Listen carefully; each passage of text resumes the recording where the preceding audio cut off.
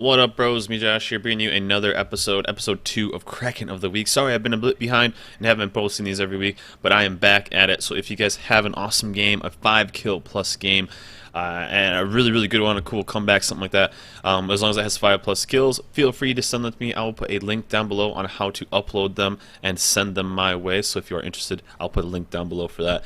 But we are back at it, and this is an awesome game from VectorGalaxy playing the Kamikaze R, very strong tier 5 DD. It's amazing at tier 5, stomps on stuff that's under that tier, but he's going against some tier 6s and 7s. He's bottom tier this game, so there's one Izukaze that's in a random division, but other than that, he's going against stuff that's bigger, better, and stronger than he is. Now, the Kamikaze R, Kamikaze, Fujin, Izukaze, I mean, basically all the low-tier destroyers that are on the Japanese line up tier very well. They're very stealthy. I believe he was running a 15-point captain anyway in this. So it's very stealthy, dropping like a 5.4 detection, so that's crazy low. But still, he's going against stuff that's, one, can hit harder than him, two, has a much bigger health pool other than these other low guys. So like, there's a double Hatsu division on the other team, there's cruisers on the other team, there's all these things that have a much bigger health pool that he has a hard time competing with. And of course there's a CV Hiryu, so 6 squads of planes in the air that are going to make his life a little living hell. But he does a really good job. He snagged the B cap to grab a little bit of XP, but he's doing one thing I think a lot of people don't do a lot, and that is actually use the guns. The Kamikaze R, the Kamikaze, the Food, any of the DDs, the guns aren't amazing. You're not going to win the fights against the Gremmy or the Octofoy or lines that are known for having their amazing guns, but you can still do damage, and he's going to show that off right here. It takes a little bit of damage from the incoming Alba, which he's got to be careful from, but it does have enough to take out some DDs, put some damage in, put some damage on cruisers if you're in smoke and have the ability to blind fire or something like that, stealth fire. Use your guns. Don't be afraid. How many times have you gone against people where they haven't, if they would have shot their guns, they would have killed the enemy ship? Don't be afraid to shoot. If you're in a good situation where you can shoot, then go for it. And yes, the replay is kind of potato, so I'm going to switch back and forth between the free view and his view because it's kind of glitchy no matter what way you look. So I'll try. I know a lot of people in the comments want to say we want to see what he's looking at, so I'll try to keep it at that. But it does kind of get a little jumpy when it is in that view. But they did a really good job. They cleared the DDs off of A cap, so A cap is free for the taking. They know at least. I mean, there's 5 DDs on the team. 2 of them are down, and they have the advantage because the enemy team has much higher tier destroyers. They did have a Kiev. Vector's team did have a Kiev, but he did go right down middle and instantly died. So that's always awesome. But they've got a good foothold. They've got B cap. They're pushing in there, so they're doing a really good job right now. But yeah, it's always good when somebody goes middle and then gets shreked. So he's very stealthy, especially with a 15-point captain. Like I said, 5.4 detection. That's crazy low with 7-kilometer torps that do lots of damage. He's rolling with a Mermanskin in his division, so it's just a 2-player division. And they have a Strike Ranger versus a balanced Hiryu. So the Strike Ranger is going to have 3 torp bombers and 3 dive bombers, 1 torp bomber and 3 dive bombers, apologize, and going against a 2-2-2 Hiryu, so 2 fighters, 2 dive bombers, so lots of planes in this guy, and 2 dive bombers, of course, and so lots of planes in the sky for the enemy team. Going to put some torps on this New Mexico that's kind of getting beat up by everybody. He's got 2 big battleships, so this is a good way of getting a good foothold. I believe those are the highest tiers with, yep, New Mexico. So these are the 2 big boys right here, and especially this guy who's just backing up, it's a pretty easy hit for a destroyer, especially. I mean, you just kind of lead with the guideline, and he's just going to go in the straight line. This is what you want as enemy battleships. You want guys who are going in straight lines, and especially because he can get very close with how low his detection is. So he's going to keep going, trying to get broadside. I mean, the New Mexico was going a bit at an angle, so he actually did avoid all of those, and so did the Fuso. But if you have the ability to get broadside to these guys, you have a much better chance of somebody who's like front on or something that's going away or something like that. So you do a good job of rotating around. And the one thing is this almost kind of is a little worrisome for me because the majority of his team is on this side. They just lost another guy. What did they just lose? They just lost to Pensacola, looks like, on the other side. No, it was on this side. So they really need to put in some work. He's going to put a big wall up into those Fuso. And that should hopefully help his team because the majority of his team is out. It's 3 torps.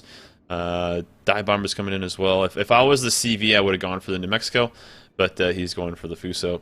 It's always good to get the lower health guy off of the field.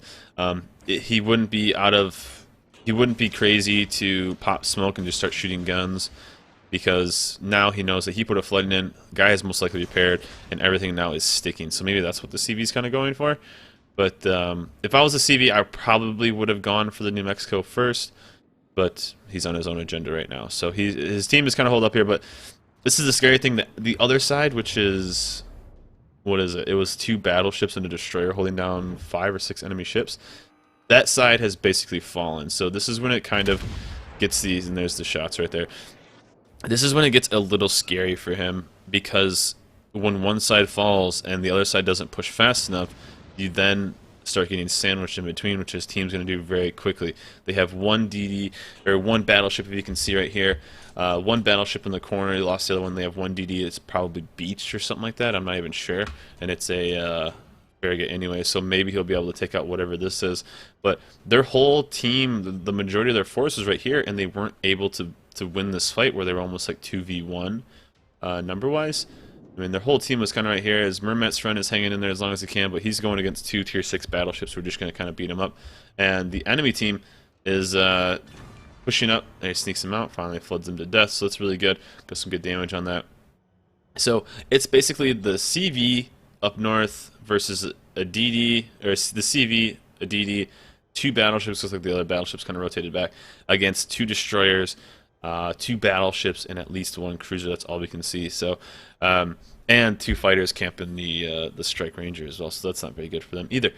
Yeah, their side wasn't able to push like they needed to. Switch over to free view a little bit, and he's just going to slowly start capping. That's where this game kind of got out of hand. 1, their side didn't push fast enough, and 2, the other side wasn't able to hold them off, or at least get some good trades. It looked like their team basically died. I mean, if you look at the battleship, their DD, their battleship, both battleships died without taking out anybody. So they didn't even get a 1-for-1 trade in any of those situations. So he's going to find a nice little surprise down here at the bottom side of the map. Looks like the CV hadn't kind of moved with his team, and he's going to be there right for the picking. Instantly, if I'm him, I go for the CV. I think this is the right choice. Although they are getting kind of beat up by caps. They do run 3 caps. But he needs to get that CV off the map as fast as possible, because 1, his ranger is strike, and he has, I mean, literally a trained Hiryu can absolutely control a strike ranger with just its 2 fighters. So he's going to have to avoid some incoming planes. I would assume the CV is going to go for him. He would be dumb not to, but he needs to get this CV off the map, so his ranger can be dangerous. If there's ever a strike situation, and this is the best situation you want, especially for DD, is you want a CV that doesn't even send the planes at you. So he got really lucky that this CV1 probably wasn't super skilled, maybe not played so much. He's sending his planes elsewhere. He's not sending his planes towards the DD that's sub 10k. So he got kind of really lucky right here. He has no defense from his team to kind of come back and help him. So he needs to get this guy, and just like that, another. So right now his team has 4 ships. The enemy team has 9. If I can count right, yeah, 9.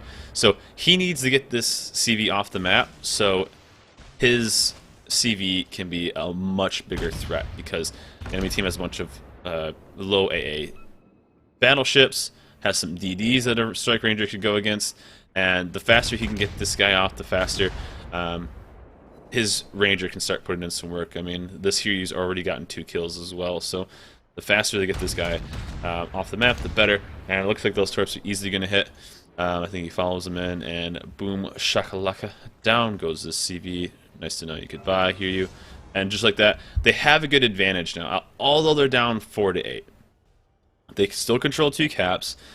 Vector's going to go up and try to take decap, and they got a couple ships. Looks like they were able to maybe get some good kills over on A cap, and they have a ranger that can do whatever he wants now. Although he is slowly getting pinched into a corner, he has the ability to start pumping out damage without being contested by enemy fighters. So if you're a strike ranger, this is exactly what you want. He's got a low life Pensacola. He's got battleships all there that he can bomb on. He's got a couple low life destroyers that he can start attacking. This is exactly what he wants. And this isn't the best ship, you know, as a destroyer, you want to go against battleships. That's the dream. You want to go against slow battleships driving in straight lines. But this is the one of the two cruisers that's left. This isn't the worst ship for him to go against because it's super low life.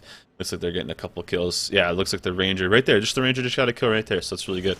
But he is, if you can see the minimap right now, he has two destroyers kind of heading his way, so kind of scary. But a Pensacola, it's very scary when you're in a DD. Any kind of cruiser is, especially a Pensacola can hit really, really hard. Literally, a Pensacola could two-salvo him if he hit like all his shots with HE. But he only has 4K life. The thing is, though, if he pops smoke, then he can't see him because nothing will be spotting him, and he's hoping a torp gets him, and he's just gonna have to be a DD and use his guns. C-Cap is kind of getting taken right now, so he was hoping to maybe snag him with one of those, but the Pensacola does a really good job. Looks like the other battleship maybe cleared up what was ever at A-Cap, so that's good. And just like that, they went from 4v9 to 3v5, so it's not too bad actually. They're slowly taking it back, although they are losing C-Cap. But he does a really good job at throwing some more torps out and then using this island as advantage and starts shooting. I maybe would have waited a little bit on this first shot to get a little bit more closer to that corner. I mean, that's what he's doing right now. I probably would have waited a little bit more, but at the end result works for him anyway. I mean, look at that. Almost 2K. The guy's sitting on, what, 4,100, almost 4,200 before that. So, 3 salvos, no big deal. The thing is, he probably would have taken a little bit less damage if he had held it for a little bit. But, I mean, the end result, like I said, is the same thing. He probably would have taken one less salvo, potentially. But yeah, he takes him out. He'll be able to cap D and then rotate towards C. So it was really good. A really, really good thing. And the CV is getting picked on by 2 DDs right here.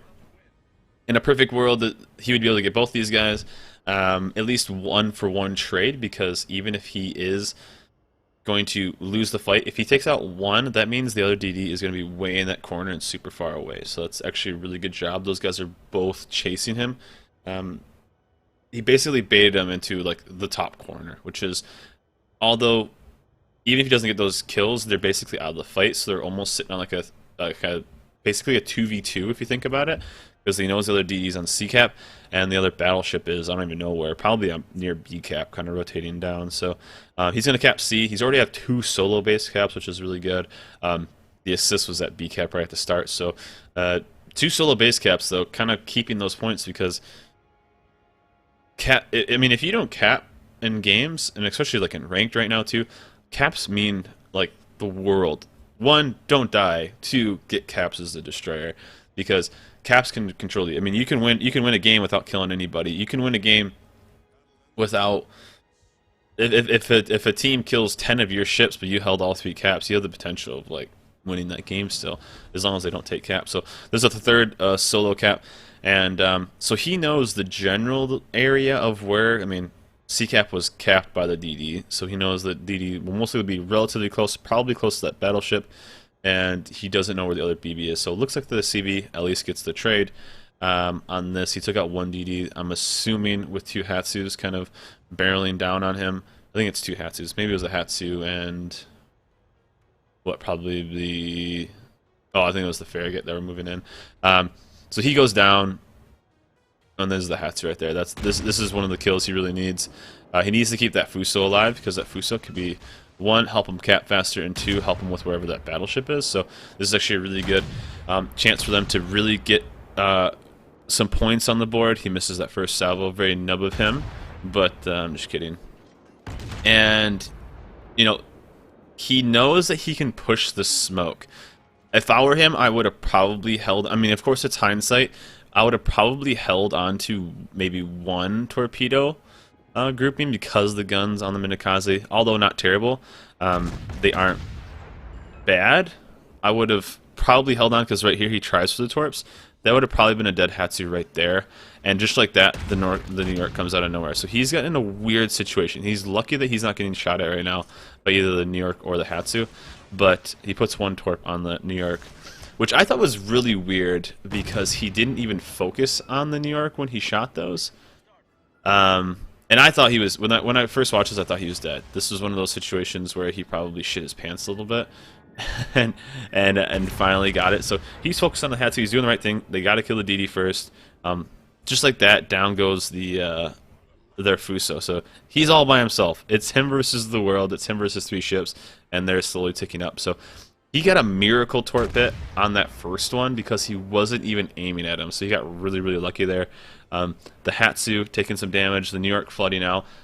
He must have got really lucky of either a secondary or the New York not having its repair, because the New York is flooding out right now. So that's a really, really good.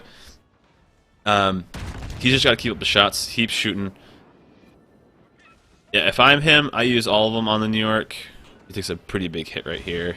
Yeah, he got really lucky. I mean, one more shell from that. Or if that Hatsu would have shot more, he probably would be dead. If that Hatsu... And you can see the score right now. See the score, 997.